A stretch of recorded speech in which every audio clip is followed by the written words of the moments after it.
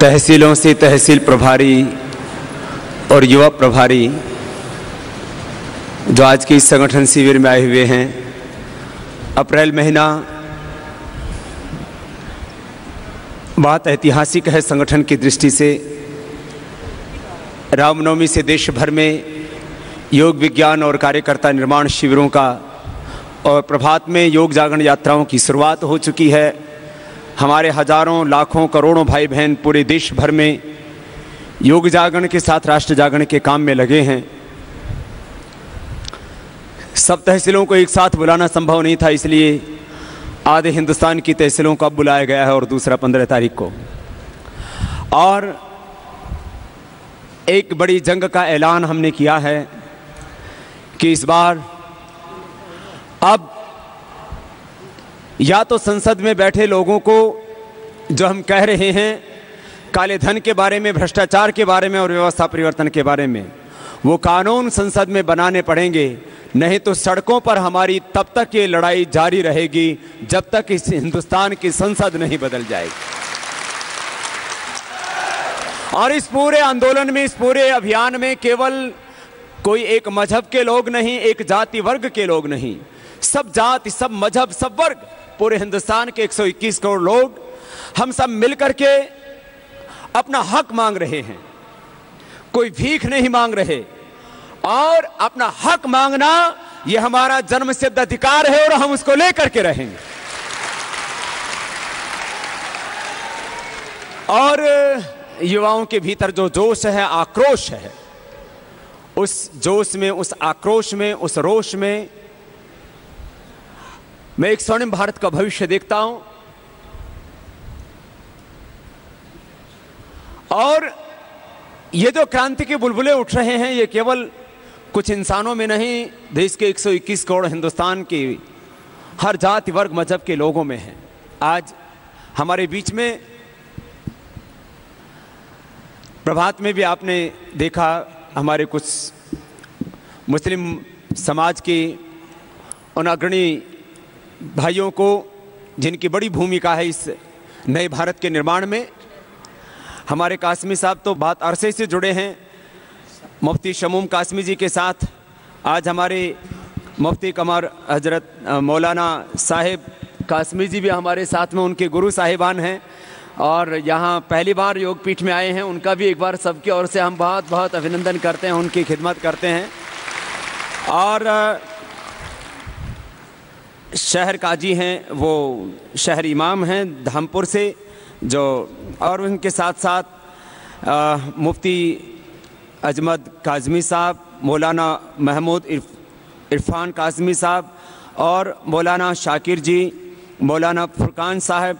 एक बार इन सब हमारे मुफ्ती साहिबान, मौलाना साहिबान का पूरे योगपीठ परिवार की ओर से बहुत बहुत अभिनंदन है। इनको हम सब की ओर से सलाम है, प्रणाम है, अभिनंदन है इनका। और इनके साथ ही कुछ और समाज सेवा के क्षेत्र में जिनकी अग्रणी भूमिका है, और वो सब भी शरीक हुए हैं। इन सब को हमने कहा कि आप लोग भी इस मुहिम में प्राणार्पण से हमारे साथ में हैं। एक जवान है, क्या नाम है उसका, शाहिद, मेरे से बोले बाबा आप हमें अपनी मुहिम में कब शामिल करोगे। मैंने कहा हमने तो आपको कभी का शामिल कर रखा, बस अब जुट जाओ इस युद्ध में, अब तो असली वक्त आया है जूझने का। तो इस जवान है लेकिन उसमें जज्बा बात है, जोश जुनून बात है। तो शाहिद खड़ा हो जाए एक बार, जवान का भी आशीर्वाद, अभिनंदन है इसका भी। तो आज से आपको भी भर्ती कर दिया है। तो ये बोला बाबा हमको कब भर्ती कर रहे हैं, तो मैंने कहा अब आज से भर्ती कर दिया है आपको। तो मोहर लगा दी आपकी, ऑफिशियल भर्ती हो गई है। बहुत बहुत आशीर्वाद है। मुस्लिम युवकों में भी बहुत जोश है, जुनून है, वो कुछ करना चाहते हैं अपने मुल्क के लिए। और एक दीवार खड़ी हो गई थी मजहब के नाम पर, अब उस दीवार को ढाने का वक्त आ गया है।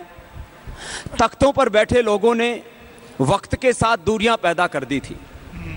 हकीकत ये है, शायद 1-2% लोग होंगे मुस्लिम समाज के जो कहीं अरब से या कहीं दूसरे देशों से आए होंगे, बाकी तो 2, 4, 5 पीढ़ियां पहले जाकर के देखते हैं तो हमारा खून एक है, हमारा खानदान एक है, हमारे पूर्वज एक है। तो पूजाएं अलग होने से ये तो वक्त के साथ ये भी हमारी तहजीब का एक हिस्सा है। आज हिंदुओं में भी तो हजारों संप्रदाय हैं और अपने मुल्क में कितनी भाषाएं बोली जाती हैं। कोई हिंदी बोलता है, कोई गुजराती बोलता है, मराठी, तमिल, तेलुगु, कन्नड़ बोलता है। अब कहीं बोलते हैं नमस्ते, कहीं बोलते हैं सत श्री अकाल, कहीं बोलते हैं जय श्री कृष्ण, कहीं बोलते हैं सीताराम, कहीं बोलते हैं नमस्ते। अब साउथ में बोले तो बोलेंगे वणक्कम। अब तो अब कहीं नमस्कार को नमस्कारालु। अब इसमें क्या फर्क पड़ता है? अब उसने बोल दिया सलाम। हम अब देखो, पदार्थों में जब भाषा अलग अलग बोली जाती है तब हम बिल्कुल कोई उसमें आपत्ति व्यक्त नहीं करते। पदार्थ मैंने वाटर है, नीर है, जल है, तो ये है, वाणी है, वारी है, आप है, आब है, कितने नाम बोले हम। अब एक जल के 100 नाम बोले, कोई दिक्कत नहीं। पदार्थ के जब नाम अलग अलग बोले जाते हैं, जब हमको आपत्ति नहीं होती, तो परमेश्वर को जब अलग अलग नामों से संबोधित करते हैं तो हमको आपत्ति नहीं होनी चाहिए।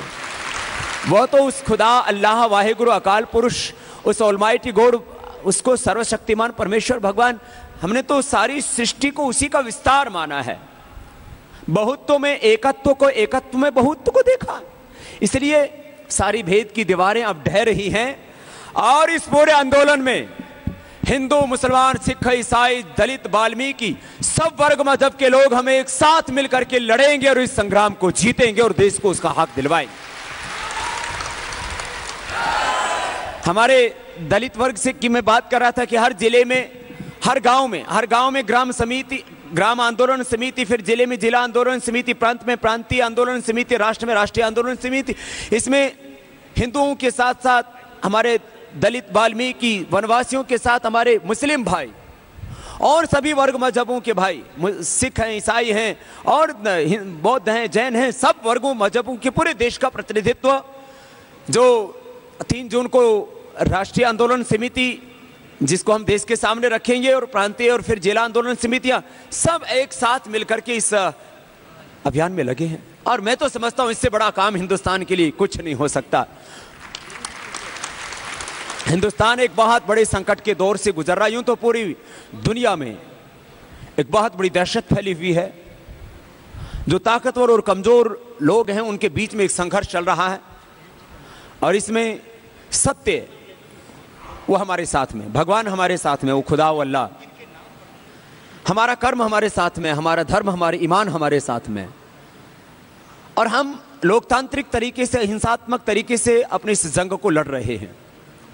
यूं तो जालिमों ने बहुत जुल्म किए। जब जब किसी ने सच की लड़ाई लड़ी, इंसाफ की लड़ाई पैगंबर मोहम्मद साहब ने लड़ी, इंसाफ की लड़ाई यीशु मसीह ने लड़ी, और वक्त के साथ हमारे सभी ऋषिमुनियों ने, महर्षि वशिष्ठ, विश्वामित्र और महर्षि पाणिनि, महर्षि दयानंद, स्वामी विवेकानंद, सब महापुरुषों ने, भगवान बुद्ध, भगवान महावीर, और हम गुरुओं की बात करें वर्तमान में सिख परंपरा में तो गुरु नानक देव, गुरु अर्जन देव और गुरु गोविंद सिंह आदि सब महापुरुषों ने सच की, धर्म की, ईमान की लड़ाई लड़ी।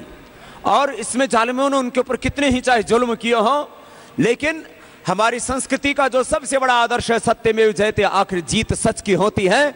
चाहे संघर्ष कितना ही करना पड़े, इसमें ये सच की जीत होगी, सबको हक मिलेगा। सारी समस्याओं का समाधान इस काले धन के वापस मिलने से हो जाता है। जिस दिन हिंदुस्तान मुल्क को कोई काला धन वापस मिल जाएगा, उस दिन एक परिवार को औसत करीब 20 से 25 लाख रुपए मिलेगा। कितना? 20 से 25 लाख मिलेगा। हिंदुस्तान में कोई व्यक्ति गरीब नहीं रहेगा। लेकिन हाँ, ये जो लोग जिनके आज हजारों लाखों करोड़ की संपत्तियां हैं, ये भी हमारे करीब आ जाएंगे। अर्थात आज अपने आप को जो आसमान में समझते हैं और हमको ये पाताल में भी रहने देना चाहते, इनको भी इनकी औकात समझ में आ जाएगी। थोड़ा वक्त लगेगा, सब कुछ बदलेगा।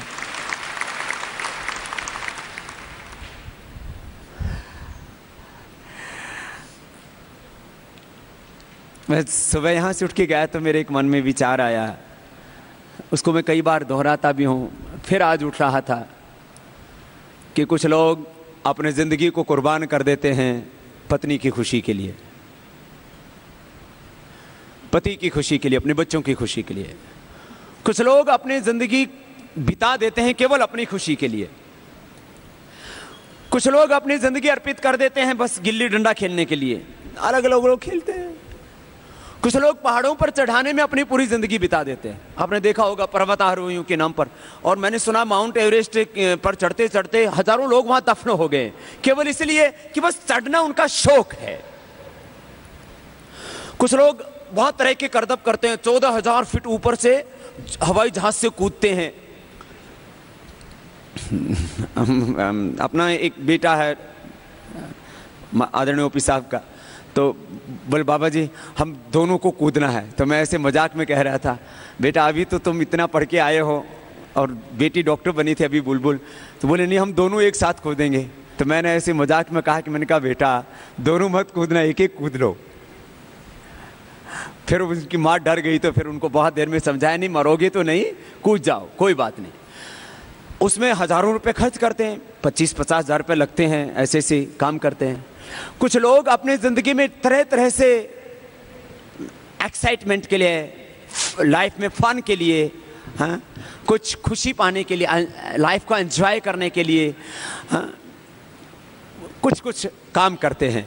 हमारा तो एक ही जुनून है, हमारा तो एक ही मकसद है, एक ही ध्येय है कि ये इस बार का जीवन अपनी मातृभूमि, अपने मादरे वतन, अपने मदरलैंड के लिए है। अपनी माँ से बढ़कर के कुछ नहीं हो सकता।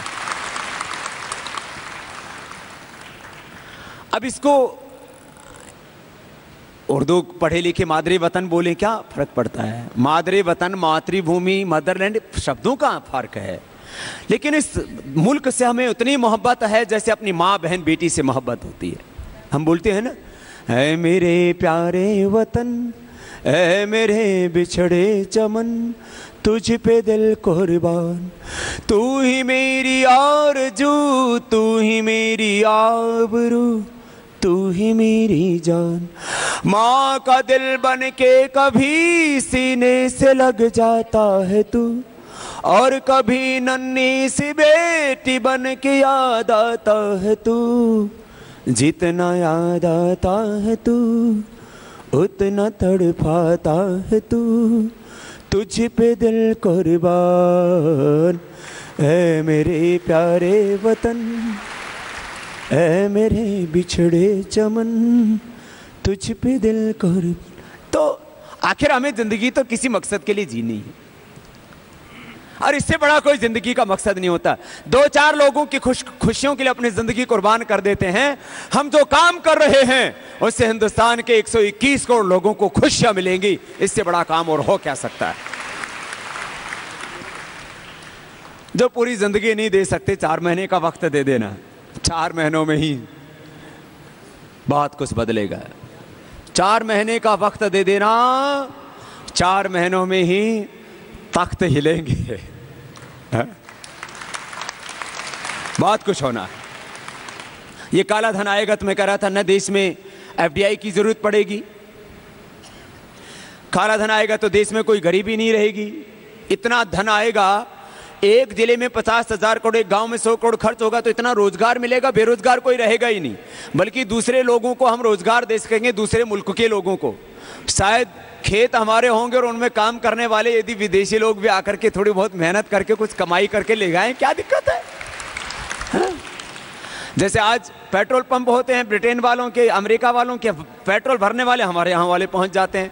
तो वो भी दिन हमारे शायद आंखों के सामने आएगा जब पेट्रोल पंप हमारे होंगे, भरने वाले विदेशी हों। शायद खेत हमारे हों, उसमें खेत में काम करने वाले दूसरे भी लोग आए, हमारी रुपए की कीमत बढ़ जाएगी ना। आज तो डॉलर है, पाउंड है, यूरो है, उनकी कीमत बढ़ी हुई है। तो सब वक्त के साथ बदलेगा सब कुछ। महंगाई कहाँ रहेगी? मैंने कहा इतना पैसा आ जाएगा तो हमें 50 साल टैक्स लगाने की जरूरत नहीं। पेट्रोल आधे दाम पर मिलेगा, फिर 70 रुपये नहीं, फिर 30 रुपये पेट्रोल मिला करेगा। फिर मोटरसाइकिल 45,000 रुपए की नहीं मिलेगी आपको, 20-25 हज़ार रुपये, 25,000 रुपये की मोटरसाइकिल मिल जाएगी आपको। फिर गैस का सिलेंडर इधर तो माताएं बहनें रोटी पकाती हैं तो उधर गैस सिलेंडर में आग लगती है और इधर इनका खून जलता रहता है, तुरंत बुझाती हैं थोड़ा सा, क्योंकि अभी कितना हो गया 450, कहीं 500, और ब्लैक में तो 600 का भी मिलता है। हाँ 800 का, 500-600 गांव में दूर दूर तक वहां। और ये इसका लागत क्या है सिलेंडर की, जो ये तो कोई भी वेबसाइट के ऊपर जाके सब जो हम बोल रहे हैं ना, कोई काल्पनिक बात नहीं, कोई भी जाकर के देख सकता है। जो इंडियन गवर्नमेंट ने जो एजेंसियां बनाई उन्होंने गैस का मूल्य निकाला 200 रुपए। गैस का जो रियल प्राइस है वो कितना है 200 रुपए, 225, और ज्यादा बढ़ा के लगा दो तो भी। और मिलता है कितने में गैस 400, 500, 600। मैंने पंजाब में पूछा पिछले दिनों यात्रा में, मैंने कहा गैस सिलेंडर कितने का मिलता है? बोले 420 का। मैंने कहा ये क्यों? बोले बाबा जी वो बेचने वाले 420 है। ये सच्ची बात बताई मैंने आपको। जो क्रूड ऑयल है, कच्चा तेल है, उसका रिफाइन करने का, उसका ट्रांसपोर्टेशन का सारा कमीशन लगा करके 30 से 35 रुपए में पेट्रोल मिल सकता है। और ये 30 से 35 रुपए का पेट्रोल हम हिंदुस्तान को दिलवाएंगे, ये भी दिलाएंगे, ये खाली सपना नहीं है। तो खैर ये महंगाई का नामो निशान नहीं रहेगा। जब काला धन नहीं होगा तो काले धंधे नहीं होंगे, न गोला बारूद खरीदा जाएगा, न ड्रग ट्रैफिकिंग होगा, ये न ह्यूमन ट्रैफिकिंग, न किडनैपिंग, न फिरौती, ये तमाम चीजें। और काला धन और मुसलमान, यदि इस विषय को भी देखें तो जब ये काला धन आएगा तो एक एक मुस्लिम परिवार को भी 25-25 लाख रुपए मिल जाएंगे। फिर इन तथा कथित जो ऐसे राजनीतिक लोग जो सेकुलरिज्म के नाम पर इस देश के मुसलमानों को बरगलाते रहे, उनको धोखा देते रहे, अब उन हिंदुस्तान के मुसलमानों को भी उनका हक चाहिए। तो वो भी भ्रष्टाचार और काले धन के खिलाफ इस लड़ाई को, इस जंग को मिलकर के साथ लड़ने से मिलेगा। हमने हमेशा कहा है हमारी कास्ट और हमारे रिलीजन ये हमारी गरीबी के कारण नहीं है। गरीबी का कारण तो ये भ्रष्टाचार है, काला धन है, ये लूट है, ये चोरी है। आज तक का लूटा हुआ हिंदुस्तान का हक हमें दो और आगे से हिंदुस्तान को लूटना बंद कर दो, बस इतनी सी तो बात। खैर आज अपने विचार हमारे सभी मौलाना साहिबान भी कुछ यहाँ प्रकट करना चाहते हैं, तो हमारे मौलाना साहिबान, मुफ्ती साहिबान, उनसे आगे आग्रह करने के लिए मैं भाई श्री डॉक्टर जयदीप जी से कहूँगा कि वो आमंत्रित करें और एक बार हमारे सभी मुस्लिम समाज के इन भाइयों का एक बार पुनः भारत स्वाभिमान युवा भारत और पतंजलि पीठ परिवार की ओर से बहुत बहुत अभिनंदन है, जोरदार करतल ध्वनि से। और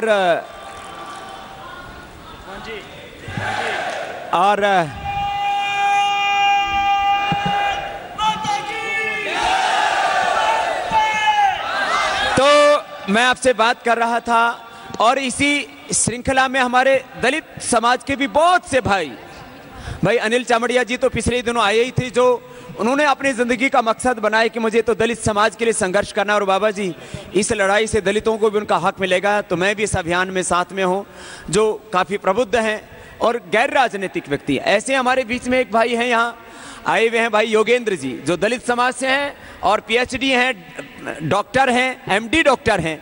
एक बार उनका भी सबकी ओर से बहुत बहुत अभिनंदन है। वो भी इस पूरे आंदोलन में हमारे हम सफ़र हैं और वो योग से भी जुड़े हैं। इनकी पत्नी भी अपने भारत स्वाभिमान की सदस्य है। बोले बाबा जी अब सब हम मिल कर के इस जंग को लड़ेंगे।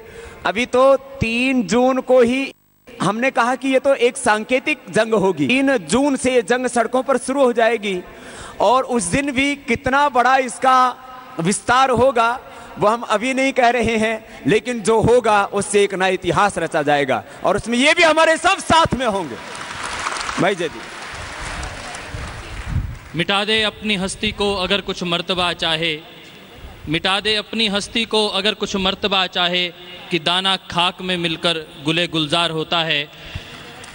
हमारे मुसलमान भाइयों की भारत की प्रत्येक स्वतंत्रता आंदोलन में एक विशेष भूमिका रही है, चाहे वो 1857 की क्रांति रही हो, चाहे वह 1916 से लेकर 1947 तक का वह बड़ा स्वतंत्रता संग्राम रहा हो, हम उनकी भूमिकाओं को कभी नज़रअंदाज नहीं कर सकते।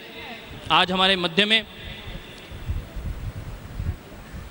काज़मी शमूम जी हमारे मध्य में हैं। आप सब निरंतर उनको हमारे मंचों पर देखते हैं। वह आंदोलन की पृष्ठभूमि से हैं और वह ऐसे मुसलमान भाई हैं जो समाज और राष्ट्र के लिए और मानवता के लिए निरंतर तप करते हैं। पूज्य स्वामी जी महाराज की संकल्पना को लेकर वह निरंतर इस कार्य में आहूत रहते हैं और उन्होंने संकल्प लिया है कि राष्ट्र की इस दूसरी बड़ी आज़ादी की लड़ाई में, संपूर्ण आज़ादी की लड़ाई में मुसलमान भाइयों की भी एक बड़ी भूमिका होगी और वह उसके पैरोकार बनेंगे। ऐसे हमारे भाई मुफ्ती शमूम कासमी जी का हम सब की ओर से बहुत अभिनंदन और मैं उन्हें आमंत्रित करता हूं कि वह आएँ और अपनी बात रखें। अब इस आंदोलन को, पूज्य स्वामी जी महाराज के आंदोलन में पहले भी उनकी शिरकत रही है, वह आगे भी किस प्रकार की योजना, उनकी भूमिका को लेकर वह अपनी बात रखेंगे और अन्य साहबान को भी वह आमंत्रित करेंगे। आदरणीय मुफ्ती शमूम काज़मी जी।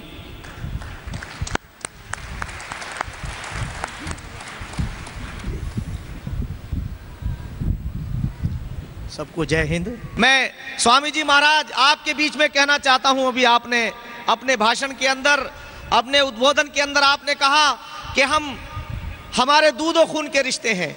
निसंदेह बगैर किसी शक को शुबह के मैं ये बात कहता हूं आपसे कि हमारे माँ बाप एक हैं, हमारे दूध और खून के रिश्ते हैं, हम सब एक हैं, हम सब एक बाप की औलाद हैं।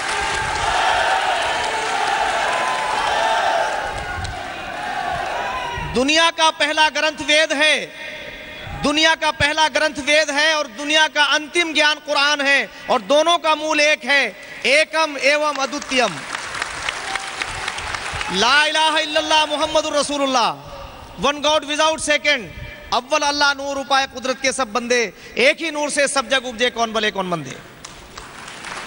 मैं साथियों आपसे बस ये बात कहना चाहता हूं कि स्वामी जी की जो आवाज है, स्वामी जी एक साधारण व्यक्ति नहीं है।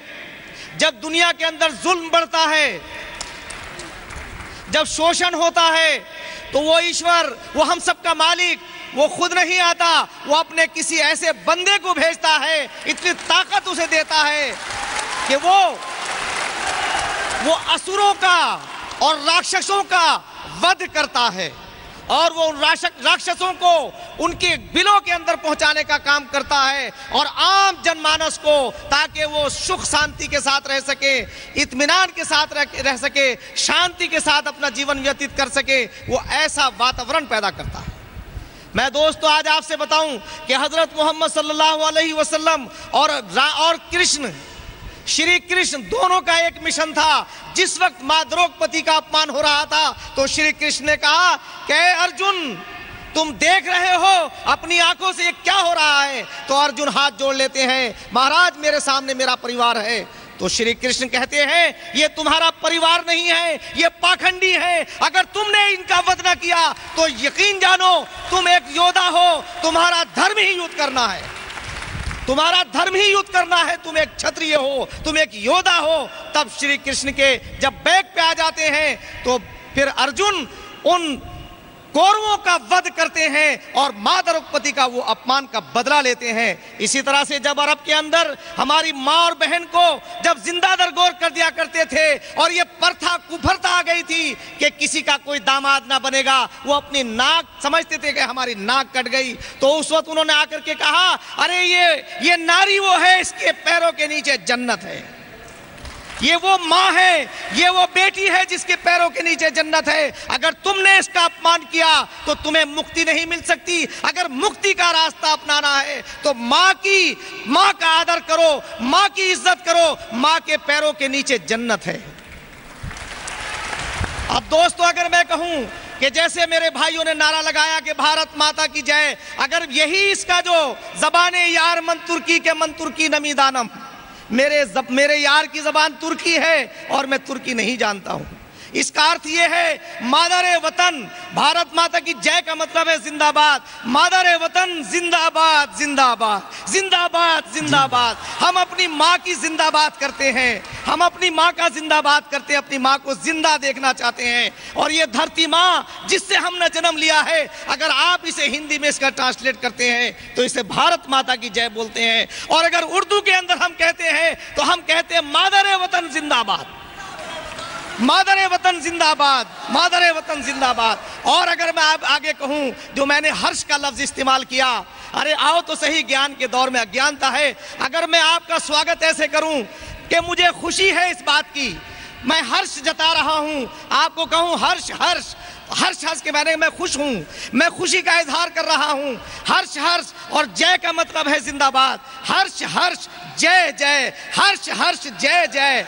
इसी तरह से जब कहे इजहार मसरत जिंदाबाद जिंदाबाद, जरा एक बार अगर बोलेंगे तो पूरा वातावरण जो है वो एकता से गूंज जाएगा। जब हम कहें हर्ष हर्ष तो आप कहिए जय जय।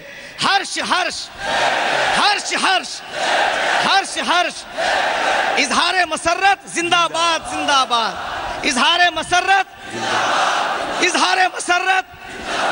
अरे दोस्तों, स्वामी जी यही तो कहना चाहते हैं, मगर वो कुर्सी पे बैठे हुए लोग जिन्होंने 64 साल के अंदर इस देश को जो तमाम संसाधनों से भरा हुआ है उसे भुखमरी के कगार पे लाके खड़ा कर दिया और पूरे विश्व के अंदर ये कहला दिया कि हम गरीब हैं।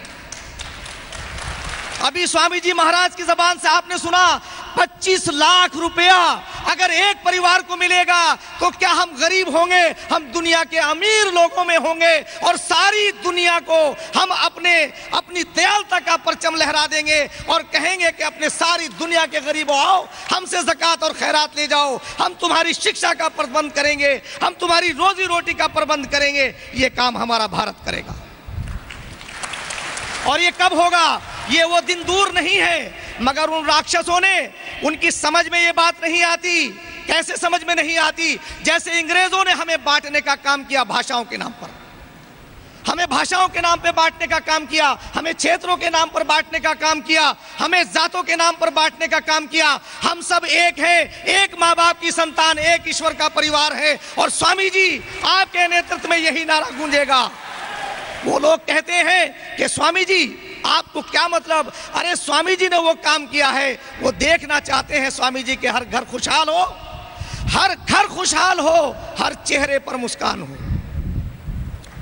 यही तो सरकारों का कर्तव्य है।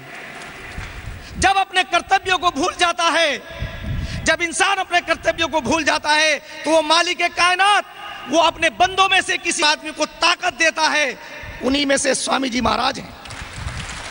देशवासियों से, अपने भाइयों और बहनों को कहना चाहता हूं कि ऐ देश के मालिकों, ऐ देश के लोगों, ऐ बहनों और भाइयों, अपने दिमागों से जहां जहां भी लोग घृणा का काम करते हैं, अलगाव का काम करते हैं, उनसे कहो कि ये अंग्रेजों की पॉलिसी पर चल रहे हैं, डिवाइड एंड रोल का काम कर रहे हैं। हम बटेंगे नहीं, हम बटेंगे नहीं, हम भाषाओं के ऊपर नहीं बटेंगे।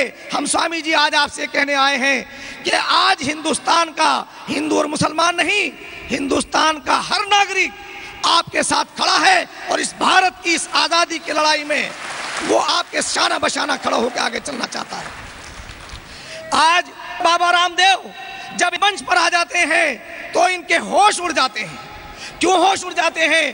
कि इन बेईमानों को ये पता है कि हमने बहुत बेवकूफ बनाया लोगों का। जब हमने देखा कि इनके अंदर अवेयरनेस आ जाएगी तो शिक्षा को महंगा कर दिया, शिक्षा को महंगा कर दिया। आज एक आम आदमी अपने बच्चों को अच्छा शिक्षा नहीं दे सकता। वो MBBS या IAS के लिए तो क्या वो सोच सकता है? वो अपने बच्चों को यानी बेसिक तालीम भी नहीं दे सकता। और बेसिक तालीम का सपना उस दिन पूरा होगा जिस दिन स्वामी जी महाराज एक कलेक्टर का बच्चा, एक अमीर का बच्चा और एक गरीब का बच्चा एक ही स्कूल के अंदर पढ़ेगा।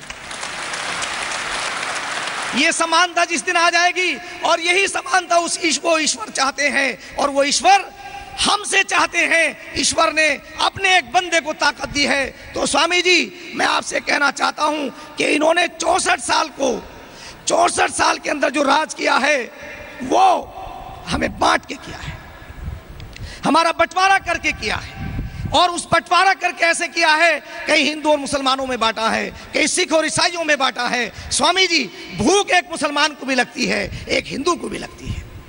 एक मुसलमान भी अपने बच्चे को आगे देखना चाहता है, एक हिंदू भी अपने बच्चों को आगे देखना चाहता है। कौन सुनेगा इन आम आदमियों की फरियाद को?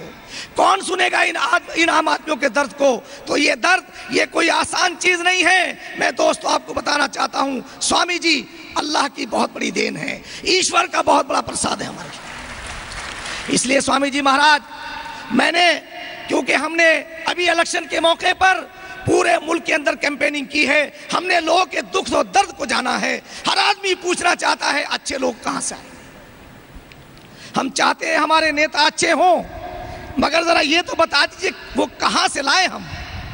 वो लोग हमसे पूछना चाहते थे, तो हमने कहा सब्र करो, 2014 तक ऐसा इनकलाब आएगा कि राक्षस यहां से छोड़ के भागेंगे। तो इसलिए आज उन माओं की जरूरत है जो अपने घरों के अंदर अशफाकुल्लाह खान को जन्म दे, जो मौलाना उबैदुल्लाह सिंधी को जन्म दे, जो राम प्रसाद बिस्मिल को जन्म दे, जो भगत सिंह को जन्म दे, और स्वामी रामदेव जैसे रामदेव को जन्म दे। तो इसलिए मैं आपको ये कहना चाहता हूं कि अपनी सफों के अंदर हमें एकता बननी चाहिए, भाईचारे का माहौल बनना चाहिए, और भाईचारे का माहौल बना के हम इन राक्षसों से मुक्ति पा सकते हैं। तो इसलिए स्वामी जी, मैं ज्यादा न बात कहते हुए सिर्फ ये कहना चाहता हूं कि स्वामी जी, हम तो कहना चाहते हैं कि आप आवाज दो, हम एक हैं, पूरा देश आपके साथ खड़ा है। जो हमारे विद्वान बैठे, मैं बताना चाहता हूं कि स्वामी जी के दिल के अंदर अगर हिंदू से प्यार है तो मुसलमानों से भी उससे ज्यादा प्यार है। उनके कण कण में भारत बसता है, उनके कण कण में भारत बसता है, और वो भारत के कण कण में बसते हैं। इसलिए मैं मुरादाबाद के मेरे साथी आए हुए हैं यहाँ, सिद्धांत और उनकी पूरी टीम है। आज हम लोगों ने कहा कि आज हम स्वामी जी के साथ चलेंगे, स्वामी जी के आश्रम में चल करके हम अपने विद्वानों से कहेंगे, अपने मुस्लिम धर्माचार्यों से कहेंगे कि देखिए आप आकर के यहाँ प्यार बढ़ता है, यहाँ मोहब्बत बढ़ती है, यहाँ लोगों के सुख चैन की बात होती है। बस इसी के साथ जय हिंद, जय भारत। परम पूज्य मैं आमंत्रित करता हूं हमारे मध्य में मौलाना मोहम्मद इरफान काजमी, जो झाबूवाला से हमारे मध्य में है। एक बार आप सबकी करतल ध्वनि के मध्य में आदरणीय मौलाना मोहम्मद इरफान जी। यहाँ पर मौजूद जो हज़रत मौलाना मुफ्ती शमून साहब कासमी की सरपरस्ती में एक उलमा इकराम का वफ्द बाबा रामदेव से मुलाकात करने के लिए आया हुआ है, और यहाँ पर तमाम ही मुअज़्ज़ज़ हज़रात, दोस्तों, ये सच्ची हकीकत है कि इससे पहले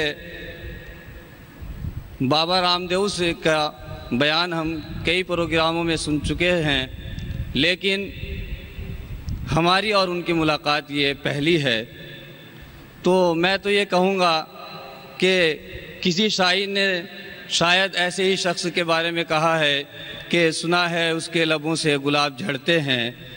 अगर ये बात है तो चलो बात करके देखते हैं। तो यकीनन जब हम लोग यहाँ पर पहुँचे और बाबा रामदेव जी से मुलाकात की, तो ये शेर बिल्कुल आईने की तरह सच्चा हुआ कि उनसे इतना प्यार, इतनी मोहब्बत मिली कि यकीनन कहीं दूर तक भी वो देखने में नहीं आती।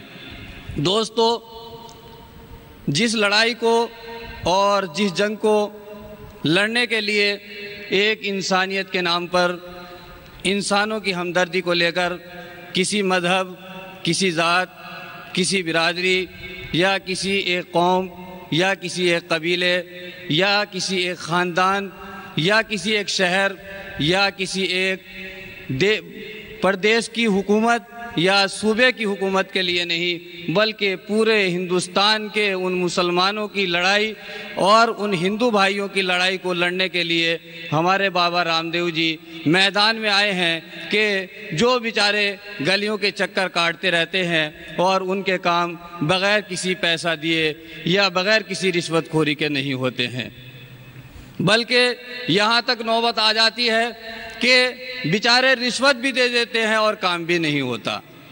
तो दोस्तों देखिए कि जिस लड़ाई को लड़ने के लिए हमारे बाबा रामदेव जी मैदान में आए हैं, तो हम लोगों का भी ये फ़र्ज़ बनता है कि हम सब लोग कांधे से कांधा मिलाकर बग़ैर किसी तफरीक़ मज़हब व मिल्लत को इस इंसानियत की लड़ाई के लिए बाबा रामदेव के साथ कांधे से कांधा मिलाकर सभी एक इत्तेहाद के साथ एकजुट होकर अगर इस लड़ाई को लड़ेंगे तो यकीनन हमें कामयाबी मिलेगी।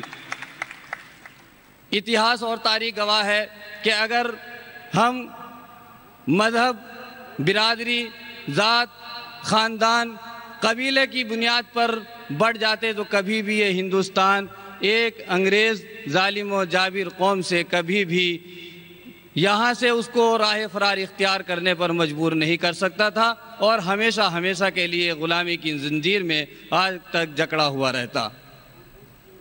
तो दोस्तों आप सब लोग ये अच्छी तरह से जानते हैं कि कोई भी अकेला आदमी किसी काम को कामयाबी तक नहीं पहुँचा सकता।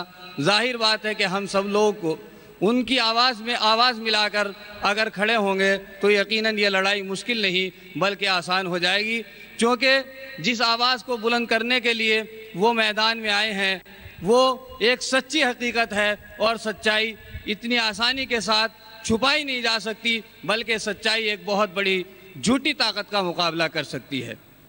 तो इसलिए दोस्तों हमें ये सोचना होगा कि इसमें किसी एक इंसान की या किसी एक ज़ात, बिरादरी, किसी कौम या मज़हब, बल्कि ये एक आम इंसान के हक़ की लड़ाई है।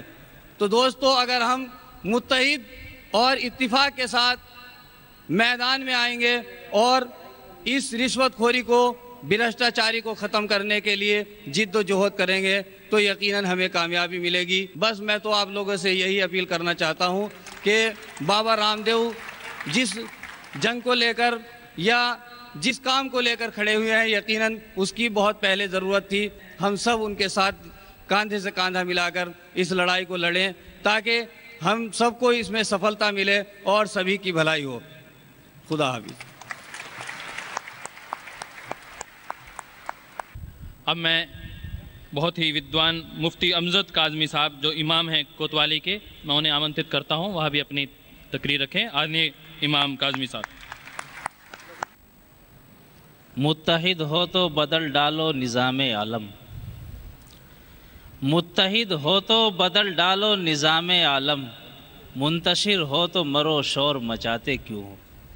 दोस्तों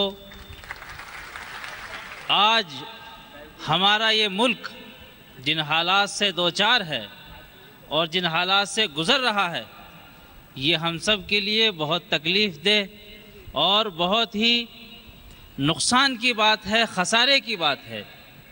आज हमारा ये मुल्क जो कभी पूरी दुनिया के अंदर सोने की चिड़िया कहलाता था, आज इस हसीन और ख़ूबसूरत मुल्क को कुछ लोगों की नज़र बद लग गई है, बुरी नज़र लग गई है।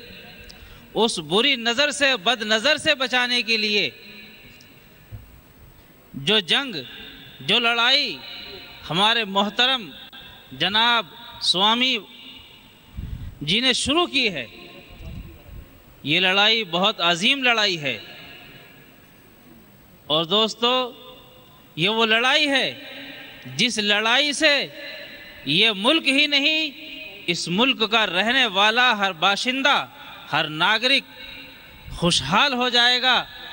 ये लड़ाई अगर हम जीत गए, ये लड़ाई अगर हमने पूरी कर ली कामयाबी के साथ, तो ये हमारा मुल्क आज फिर दुनिया के अंदर सोने की चिड़िया कहलाएगा।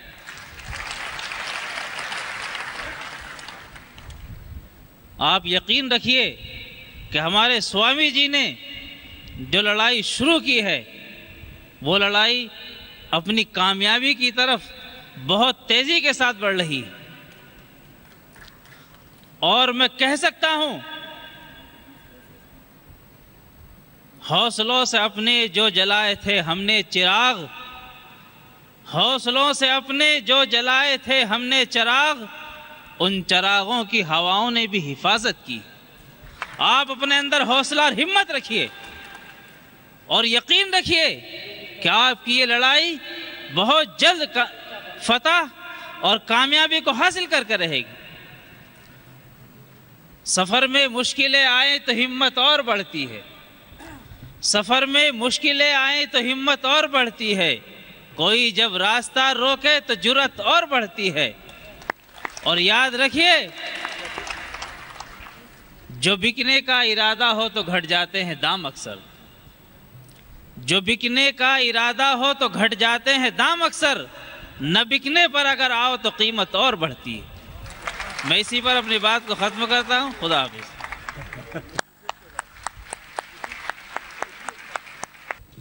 भाई अमजद जी ने बहुत सुंदर अपनी बात रखी। मौलाना मोहम्मद शाकिर काज़मी जी जो संबलपुर से हमारे मध्य में हैं, मैं उनसे आग्रह करूंगा कि वह अपनी बात रखें। मौलाना मोहम्मद शाकिर काज़मी साहब। सब भाई बहनों, माओ को मेरा आदाब। हज़ारों साल नरगिस अपनी बेनूरी पर रोती है, हज़ारों साल नरगिस अपनी बेनूरी पर रोती है, बड़ी मुश्किल से होता है चमन में दीदावर पैदा। आपने इस शेर को 12 सुना होगा और शायद कुछ समझा होगा और कुछ ना समझा भी होगा। इस शेर का मतलब मैं थोड़ा सा आपको समझाना चाहता था। जब जुल्म और ज़्यादती मुआशरे में बढ़ जाती है और जालिम ताकतवर हो जाता है, तो एक वक्त ऐसा आता है कि मज़लूम उसके सामने आवाज़ उठाने की भी हिम्मत नहीं करता। और फिर उससे आगे बढ़कर एक वक्त ऐसा आता है कि मज़लूम इस जुल्म को अपनी किस्मत समझने लगता है। और जब मज़लूम इसको अपनी किस्मत समझने लगे और इस जुल्म के ख़िलाफ़ जब कोई दीदावर उठता है, तो वो चमन का दीदावर ऐसा होता है जैसे हमारे बाबा रामदेव जी जैसे लोग होते हैं। बाबा रामदेव जी ने जो इस वक्त ये काम किया है, ये कोई मामूली काम नहीं है। आज भ्रष्टाचार के खिलाफ, बेईमानी के खिलाफ एक दो नहीं, हज़ार नहीं, लाखों लोग खड़े हैं। लेकिन जिस वक्त ये काम शुरू हुआ और बाबा रामदेव अकेले इसके लिए खड़े हुए, उस वक्त खड़ा होना बड़ा मुश्किल था। लेकिन हिम्मत मर्दा मदद खुदास्त, एक फ़ारसी का मकूला है कि जब इंसान हिम्मत करता है तो ऊपर वाले की भी मदद होती है। तो बाबा रामदेव जी ने हिम्मत की है, ऊपर वाले ने इनकी मदद की है। और ऊपर वाला जब मदद करता है तो उसकी शक्ल यही होती है कि वो लोगों के दिल में इस बात को डाल देता है। आज हिंदुस्तान के हर फर्द के दिल में ये बात है कि इस जुल्म के ख़िलाफ़ उठना चाहिए और बाबा के साथ चलना चाहिए। और पूरा हिंदुस्तान ये चीख कर कह रहा है, बाबा जी कदम बढ़ाओ, हम तुम्हारे साथ हैं। मौलाना शमून साहब हमारे बहुत पुराने साथी हैं दारुल के, बाबा जी के साथ बहुत अरसे से लगे हुए हैं और बहुत कंधे से कंधा मिलाकर चल रहे हैं। हमेशा तज़किरा करते रहे बाबा जी का, मुलाकात की तमन्ना रही, आरजू रही और इनसे वादा भी रहा। और तज़किरे के बाद, मुफ्ती साहब के बयान के बाद और उनके बतलाने के बाद जो हमने एक तसव्वुर का ताजमहल बनाया था, ताजमहल बहुत खूबसूरत है, हमने भी तसव्वुर का एक ताजमहल खूबसूरत बनाया था। लेकिन आज की मुलाकात ने एक नया ताजमहल बनाया है जो आगरे से भी अच्छा है। मुफ्ती शमून साहब ने बहुत ही इनकलाबी तकरीर की है। और इनकलाबी क्या, इनकलाब तो चलता ही इनकलाबी माहौल से है। कभी बिस्मिल ने कहा था, सरफरोशी की तमन्ना अब हमारे दिल में है, देखना है जोर कितना बाजुए कातिल में है। तो ये जो कल के कातिल हैं, जो लोगों को रात के अंधेरों में कत्ल करते हैं या करवाते हैं, एक बात हमेशा याद रखिए, बातिल जो है ये कितना भी ताकतवर हो, ये बहादुर नहीं हो सकता। बाबा रामदेव जी जैसे जो जुल्म के खिलाफ उठे हैं, जुल्म के खिलाफ वही उठता है जो बहादुर होता है। बहादुर का और बातिल का जब भी मुकाबला होगा तो जीत किसकी होगी? बहादुर की जीत होगी। जीत बाबा जी की होगी, पूरे हिंदुस्तान की होगी। मैं बहुत ज़्यादा तकरीर न करके सिर्फ 2 शेर बाबा जी से कहूँगा और अपनी बात को ख़त्म करूँगा। बहुत अंधियार, अब सूरज निकलना चाहिए। है बहुत अंधियार, अब सूरज निकलना चाहिए। जिस तरह भी हो ये मौसम बदलना चाहिए। जिस तरह भी हो ये मौसम बदलना चाहिए। रोज़ जो चेहरा बदलते हैं नकाबों की तरह, अब जनाजा धूम से उनका निकलना चाहिए।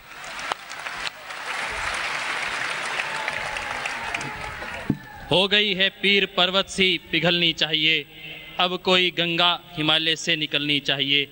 तेरे सीने में जले या मेरे सीने में जले, हो कहीं भी आग लेकिन आग जलनी चाहिए। हो कहीं भी आग लेकिन आग जलनी चाहिए।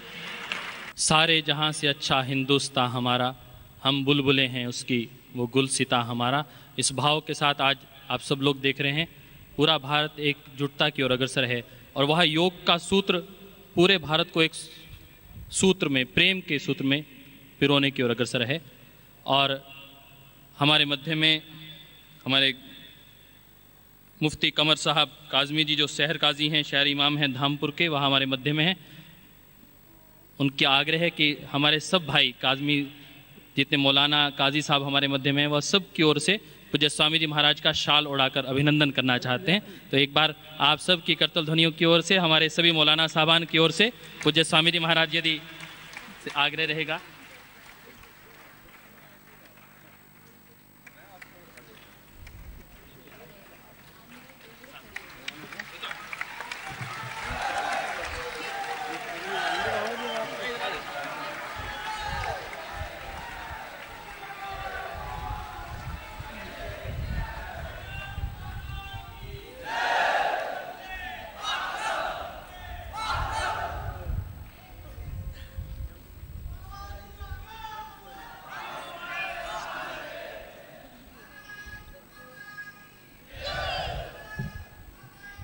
बिस्मिल्लाहिर्रहमानिर्रहीम। अल्हम्दुलिल्लाहि रब्बिल आलमीन वस्सलातु वस्सलामु अला रसूलिहिल करीम, अम्मा बाद। फ़क़ाल सुब्हानहु तआला वला तसुब्बुल्लज़ीना यदऊना मिन दूनिल्लाहि फ़यसुब्बुल्लाह अदुव्वन बिग़ैरि इल्म। सदक़ल्लाहुल अज़ीम। आली जनाब स्वामी जी, मेरे मोहतरम मुअज़्ज़िज़ हज़रात, अज़ीज़म मौलाना मुफ्ती शमून साहब और तमाम हाज़रीन बुज़ुर्गों, आज मैं अपने आप में बेहद खुश हूँ और मैं बेहद मशकूर हूँ जनाब मुफ्ती शमून साहब का। उन्होंने आज हमें ये मौका फ़राहम किया कि आप हज़रात के सामने हाज़िरी हुई और यही नहीं, स्वामी जी से मुलाकात हुई।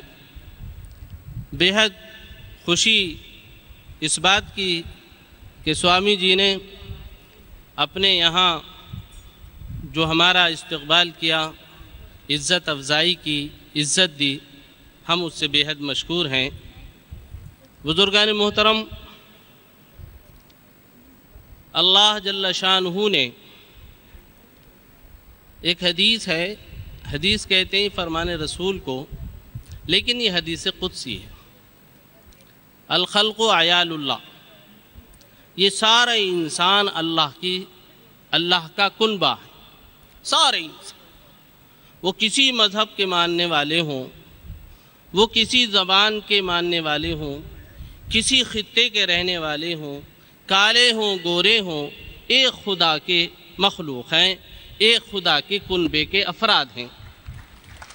जब एक खुदा के कुनबे के अफराद हैं तो सारे ही के सारे आपस में भाई भाई हैं, एक दूसरे के भाई हैं। बुज़ुर्गों, कुरान करीम में अल्लाह जल्ल शानुहु ने फरमाया, वलक़द कर्रमना बनी आदम, हमने इंसानों को सबसे मुकर्रम बनाया। अल्लाह ने 18,000 मखलूक़ात पैदा की हैं। चरन परन हैवानात कितनी मखलूक़ात हैं जो रूह वाली हैं। कुछ 2 पैरों से चलती हैं, कुछ 4 पाँव से चलती हैं, कुछ रेंग करके चलती हैं, लेकिन उन तमाम मखलूक़ात में जो इज़्ज़त और शर्फ बख्शा है वो इस इंसान को बख्शा है। वलक़द कर्रमना बनी आदम। और इंसान को क्यों ये शर्फ बख्शा? इसलिए कि इंसान एक दूसरे के दुख और सुख का साथी बनता है। बुजुर्गान मोहतरम, अगर वो किसी के दुख सुख का साथी नहीं बनता तो फिर वो हैवान हो जाता है, इंसानियत से निकल जाता है। बहरहाल बुजुर्गान मोहतरम, आज मैं बेहद खुश हूँ यहाँ पर हाजिर होकर कि स्वामी जी ने जो इज़्ज़त अफजाई की, जो मोहब्बत अता की, यकीनन वो तारीख़ का एक हिस्सा होगी। और कम से कम मैं तो एक ज़माने तक उसे नहीं भूल पाऊँगा। बुज़ुर्गों, मैंने एक आयत पढ़ी है, उसका तर्जुमा ये है, वला तसुब्बुल्लज़ीना यदऊना मिन दूनिल्लाह फयसुब्बुल्लाह अदुव्वन बिग़ैरि इल्म। इस्लाम ने, मज़हब इस्लाम ने, कुरान करीम ने अपने मानने वालों को ये हिदायत की है कि वो हरगिज़ किसी दूसरे मज़हब को बुरा न कहें। वला तसुब्बुल्लज़ीना, हरगिज़ दूसरे मज़हब को न बुरा कहें, न उसकी किताब को बुरा कहें, न उनके अवतारों को बुरा कहें, और न ही उनके मानने वालों को बुरा कहें। वजह उसकी ये है कि जब तुम किसी को बुरा कहोगे तो वो तुम्हें बुरा कहेगा, तुम किसी को दुख दोगे तो वो तुम्हें दुख देगा। बहरहाल बुजुर्गान मोहतरम, मैं समझता हूँ हमारे स्वामी जी जो इस वक्त एक इतिहास कायम कर रहे हैं, बना रहे हैं, इस वक्त जो वो जंग लड़ रहे हैं, जो काम वो लेकर के चले हैं, मैं उनसे कह दूं वो अकेला अपने आप को न समझें।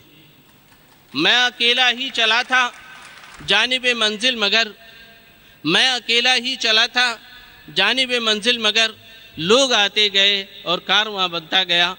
वो आप अपने आप में अकेला न समझे, ये सारी दुनिया आपके साथ है। और क्यों है? इसलिए कि वो सच्चाई की लड़ाई लड़ रहे हैं, वो हक़ पर लड़ रहे हैं, एक हक़ बात कह रहे हैं, और इंशाअल्लाह उनकी जीत होगी। मैं इन्हीं अल्फाज के साथ अपनी बात को ख़त्म करता हूँ, दुआ करता हूँ अल्लाह जल्ला शानहू हमारे मुल्क में अमन व अमान कायम और बाकी रहे। आमीन। व आखिरु दावाना अनिल हम्दुलिल्लाहि रब्बिल आलमीन। आज के इस कार्यक्रम में हमारे बहुत ही ऊर्जावान, बहुत ही निष्ठावान, जो पहले जिला जज रहे, अब सेवानिवृत्त हो चुके हैं, लेकिन इस पूरे अनुष्ठान के प्रति उनकी बहुत गहरी निष्ठा है, ऐसे श्री के भारद्वाज जी जो भोपाल से आए हैं, उनका हम सब की ओर से बहुत बहुत अभिनंदन करते हैं। उनकी बहुत गहरी निष्ठा है इस अनुष्ठान के प्रति, और उनको भी आगे बहुत सेवाएं देने हैं इस अभियान के लिए। और श्री इलियास आजमी जी जो प्रखर राष्ट्रवादी, बहुत ही ऊर्जावान, बहुत प्रामाणिकता के साथ जिन्होंने जीवन जिया है, और वो एक्स MP हैं शाहबाद उत्तर प्रदेश से, 2 बार वो सांसद रह चुके हैं, उनका भी सबकी ओर से बहुत बहुत अभिनंदन है। पहले भी वो श्री भारद्वाज जी और हमारे भाई इलियास जी, उनके अंदर भी बहुत जज्बा है देश के लिए कुछ करने का, उनको भी हम सब की ओर से बहुत बहुत अभिनंदन है। और इलियास जी 2 शब्द सबके बीच में भी अपने रखेंगे। वो भी इस अनुष्ठान के प्रति बहुत आस्था रखते हैं, इस आंदोलन के प्रति, इस अभियान के प्रति उनकी बहुत गहरी निष्ठा है, और वो भी इस अभियान के लिए बहुत कुछ करना चाहते हैं। एक बार पूरे पतंजलि योगपीठ परिवार की ओर से, युवा भारत के इन सब कार्यकर्ताओं की ओर से उनका बहुत बहुत अभिनंदन।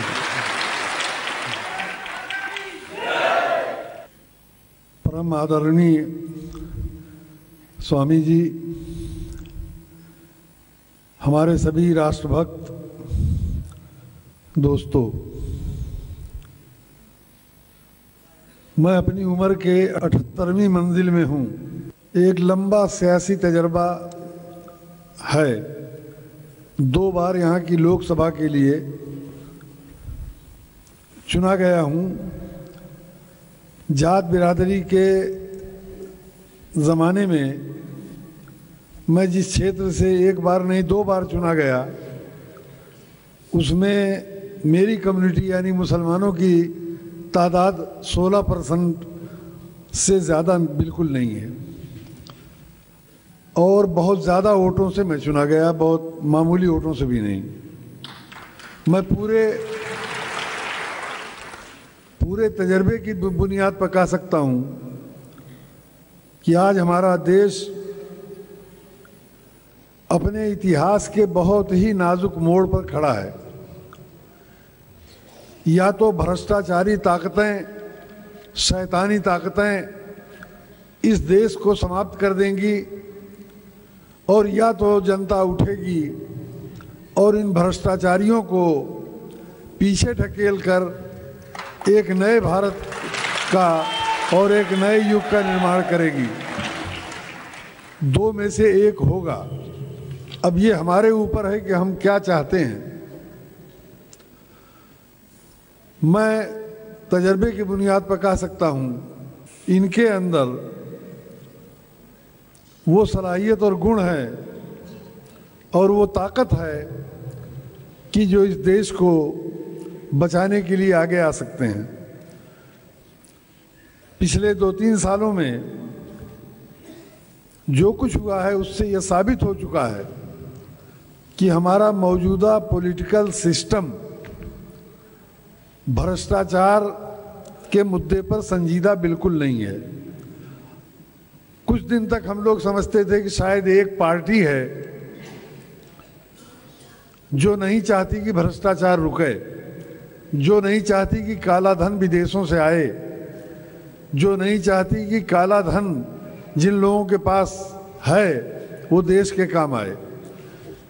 लेकिन पिछले दिनों की घटनाओं ने यह सिद्ध कर दिया है कि इस वक्त पार्लियामेंट के अंदर जिन पार्टियों की नुमाइंदगी है, चाहे 2, 4, 10 की, चाहे 20, 25, 50 की और चाहे 100, 150, 200 की, लगभग सब में से कोई नहीं चाहता कि इस मौजूदा सिस्टम को बदला जाए। ये एक सच्चाई है, कड़वी सच्चाई, तल्ख हकीकत है। अगर मेरे अंदर इच्छा थी पतंजलि योगपीठ आने की, तब मैं आया हूं। अगर मेरी अंदर इच्छा ही ना होती तो 1000 बहाने थे, 1000 बहाने किए जा सकते थे और मेरी इच्छा ना होती तो मैं यहां ना आता। तो इच्छा शक्ति ही नहीं है। इस सिस्टम से जो पार्लियामेंट आएगी 2014 में, इन्हीं पार्टियों के कैंडिडेटों के जरिए, उससे भी ये उम्मीद रखना कि वो उस सिस्टम को बदल देगी, मैं समझता हूं बुद्धिमानी की बात नहीं होगी। जब तक ये लोग सोच समझकर कोई नई दिशा देते हैं और ऐसी पार्लियामेंट लाते हैं 2014 में, जो पार्लियामेंट काले धन को राष्ट्रीय संपत्ति घोषित करने में 2 दिन न लगाए, जो ताकत भ्रष्टाचार को रोकने के लिए जितने भी कठोर से कठोर कदम और कानून हो सकते हैं बनाने में कोई टाइम न ले, और देश की पूरी ताकत, हमारा देश आज ये भी सच्चाई है कि इतना ताकतवर है कि जिन देशों में वो काला धन जमा है उनकी हमारे आगे कोई हैसियत नहीं है। जिस दिन वापस लाने वाली ताकतें यहाँ सत्ता में आ जाएंगी उस दिन किसी देश की मजाल नहीं है कि वो उस काले धन को वापस न करे। तो जाहिर है कि कोई लंबी तकरीर का मौका नहीं है। 3 जून को स्वामी जी ने बुलाया है। 3 जून हमारी तारीख का, हमारे इतिहास का बहुत अहम दिन है, उसको गिनाने का मौका नहीं है। बहुत बड़ी बड़ी ऐतिहासिक घटनाएं हुई हैं 3 जून को, जिसने इतिहास को बदला है, इतिहास के धारे को बदला है। मैं नहीं जानता कि बाबा ने 3 जून उस हिसाब से रखा है या इत्तेफाक से 3 जून उन्होंने रखा और शायद लिखा हुआ है कि कुछ न कुछ बदलाव होगा इसलिए 3 जून ही उन्होंने रखा, ये मैं नहीं जानता। मैं एक मिसाल सिर्फ देता हूं कि 27 मई 1947 को कांग्रेस ने देश के कुछ हिस्सों को बाकी देश से काटकर अलग करने का फैसला किया। लॉर्ड माउंटबेटन यहाँ का वायसराय था। 3 जून को ही उसने उस फैसले को मानने की घोषणा की और घोषणा करके ऐलान किया कि इस मुल्क के 3 टुकड़े हो जाएंगे, कुछ पूरब का हिस्सा अलग हो जाएगा और कुछ पश्चिम का, और बाकी देश एक रहेगा। मैं समझता हूं कि अगर इत्तेफाक से 3 जून बाबा ने रखा है तो शायद 3 जून से कोई नई दिशाएं देश ले, ऐसी मेरी कामना है। मैं पहले बता चुका हूं कि मैं उम्र की 78वीं मंजिल में हूं, तजर्बा बहुत वसी है। मैं अपनी पूरी सेवाएं जब तक सांस है मैं इस अभियान के लिए समर्पित करते हुए अपनी बात समाप्त करता हूं। शुक्रिया।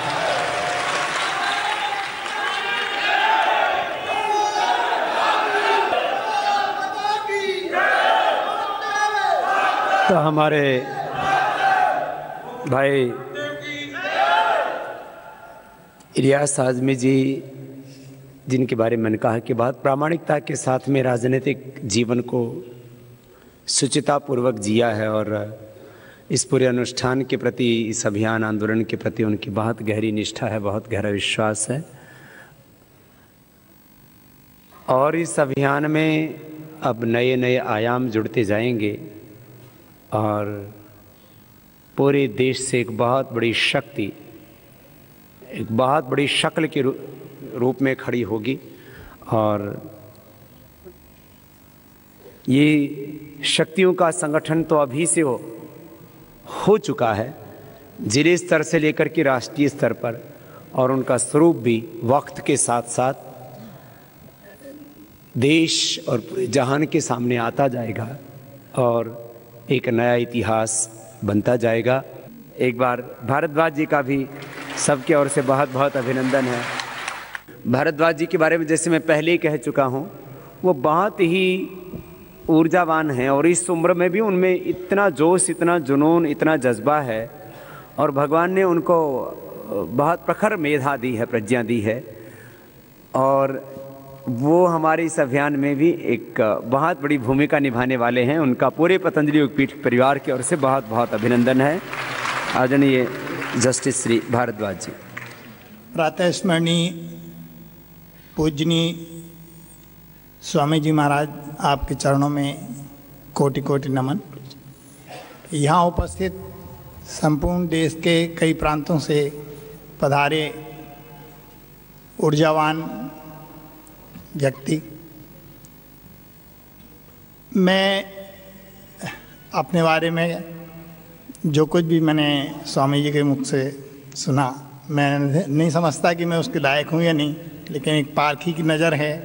स्वामी जी मुझसे जो काम लेना चाहते हैं, जितना मुझसे बन पाएगा मैं करूँगा। मैं संक्षिप्त में अपनी बात कहना चाहता हूँ कि अध्यात्म के क्षेत्र में जब मैं अध्ययन कर रहा था शुरू में, आज से 20-21 साल पहले से मैंने आध्यात्मिक साहित्य पढ़ना चालू किया। एक संत के द्वारा मुझे दीक्षा दी गई गायत्री की।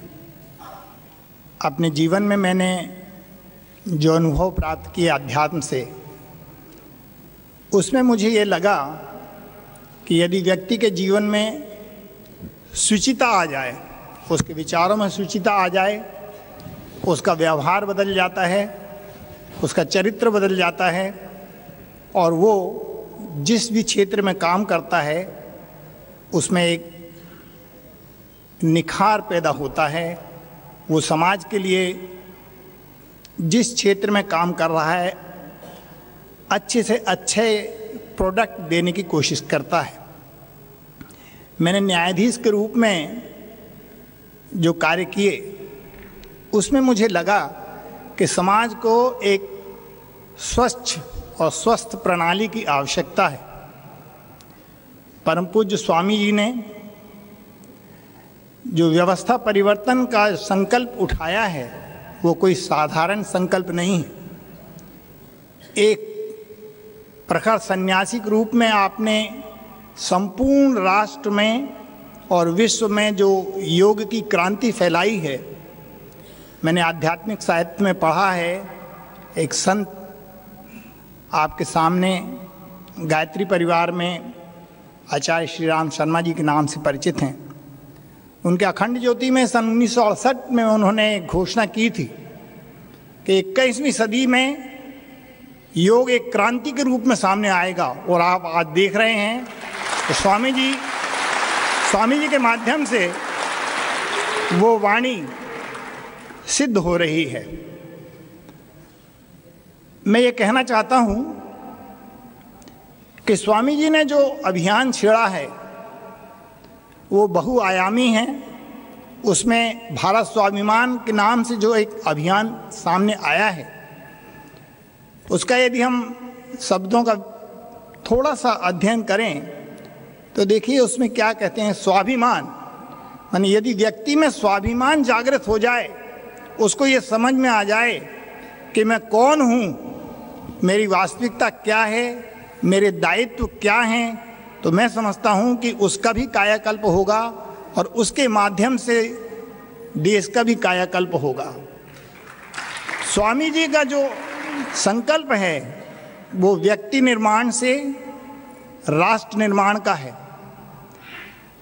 प्रत्येक व्यक्ति, जैसा कि मैंने कहा, यदि उसमें ये समझ आ जाए कि उसे वास्तव में उसे क्या करना है, सच्चाई की, अच्छाई की यदि उसमें पहचान आ जाए तो फिर किसी और चीज़ की ज़रूरत नहीं है, किसी और माध्यम की ज़रूरत नहीं है। केवल बुद्धि की निर्मलता, शुचिता से ही सब कुछ संभव है। आदरणीय स्वामी जी, आपने जन जन में योग के साथ साथ नैतिकता की जो बात पहुंचाई है कि हम यदि अपनी नैतिक कर्तव्यों को पहचान जाएं, अपने आप में नैतिकता की वृद्धि करें, ये एक इकाई के रूप में मैं कहूँ तो चाहे व्यक्ति किसी भी क्षेत्र में काम कर रहा हो, इंजीनियर हो, न्यायाधीश हो, प्रशासक वर्ग में हो, राजनीति के क्षेत्र में हो, कहीं भी हो, यदि उसके नैतिक जीवन में सुधार आ जाए, उसमें शुचिता आ जाए, तो मैं समझता हूँ कि आपका जो संकल्प है भारत का स्वाभिमान जागे। उसके साथ आपने जो एक और चीज़ जोड़ दी है, स्वदेशी से स्वावलंबन, ये कोई छोटी बात नहीं है। स्वामी जी, आपने जो कहा कि हमें विदेशों की चीज़ों का बहिष्कार करना चाहिए, स्वाभाविक है यदि हम स्वदेशी चीज़ों को अपनाएंगे तो हम सुदृढ़ भी होंगे और स्वावलंबी होंगे और देश प्रगति के पथ पर बढ़ेगा। मैं एक न्यायाधीश के रूप में केवल इतना कह सकता हूँ कि न्याय की व्यवस्था के प्रति लोगों की आस्था है, लेकिन बीच में जो एक अनास्था पैदा हो गई है, लोगों को अभी भी न्यायालय पर विश्वास है, लेकिन राजनीतिक और प्रशासनिक क्षेत्र के कुछ ऐसे कमजोरियां हमारे भीतर घुस गई हैं प्रशासन में और राजनीति में कि बहुत संक्षिप्त में कहूँ कि उसका सुधार ही सबसे बड़ी आवश्यकता है। और स्वामी जी, आपने जो संकल्प लिया है, यदि राजनीति में शुचिता आ जाए, राजनीतिक माहौल बदल जाए, प्रशासन में शुचिता आ जाए, तो नज़ारे बदल जाएंगे। मैं समझता हूँ यहाँ जितने लोग आए हैं इसमें कई तो गवर्नमेंट सर्वेंट होंगे, मैं भी एक गवर्नमेंट सर्वेंट रहा हूँ, लेकिन कभी मैंने किसी भी मंच से अपनी सर्विस में रहते हुए कम से कम इस तरह के कोई चीज़ जाहिर नहीं होने दिया कि मैं किसी एक पर्टिकुलर मिशन से जुड़ा हूँ। लेकिन मैंने अपने आप में एक चीज़ अनुभव की कि यदि हम किसी भी मिशन की अच्छाइयों को अपने जीवन में उतार लें तो ज़रूरी नहीं है कि आप मिशन के सामने आकर ही काम करें। लेकिन अब माहौल बदल गया है। अब तो ये है कि जागृति की ज़रूरत है, और स्वामी जी ने जो जागृति फैलाई है उसमें प्रशासन में भी जागृति आ जाए, राजनीति में भी जागृति आ जाए। स्वामी जी आपका ये प्रयास सफल होगा ऐसा हमको स्पष्ट दिख रहा है। मैं इतनी बातें कहकर विराम दूँ।